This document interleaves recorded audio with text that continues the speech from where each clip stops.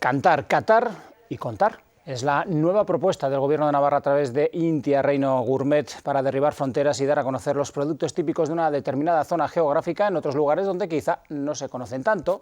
Catar Navarra es una acción divulgativa que quiere promocionar los productos más reconocidos de Navarra, poniendo en valor a los hombres y mujeres que trabajan en su obtención e intentando transmitir el legado de las nuevas generaciones. Todo con una reflexión de fondo: el despoblamiento de las zonas rurales, apostando por territorios sostenibles.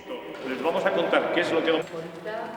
Yo creo que lo estamos consiguiendo, que Navarra está consiguiendo esa cultura de sostenibilidad. La gastronomía es la síntesis que muestra en el plato el relato de un territorio y de sus gentes, vinculando al que nos visita con una parte sustancial de lo que somos.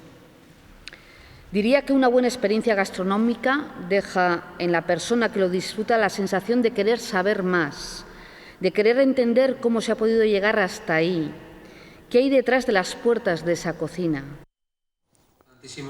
Y Pamplona se va a convertir por unos días en un lugar de encuentro de la industria y del talento del sector audiovisual a través de Conecta Ficción. Se trata de un evento internacional para los contenidos de ficción en televisión que para su tercera edición ha elegido como escenario la capital navarra. Después de 2 citas anteriores en Santiago de Compostela, Conecta Ficción reunirá del 17 al 20 de junio a medio millar de profesionales nacionales y europeos y también de América Latina.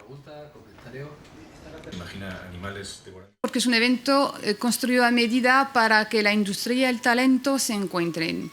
Es muy importante cuando digo talento, porque muchos eventos solamente están pensados para la industria, decía, para las televisiones, las productoras, pero los directivos, los directores, los escritores, los autores no suelen tener muchos espacios para encontrarse con ellos.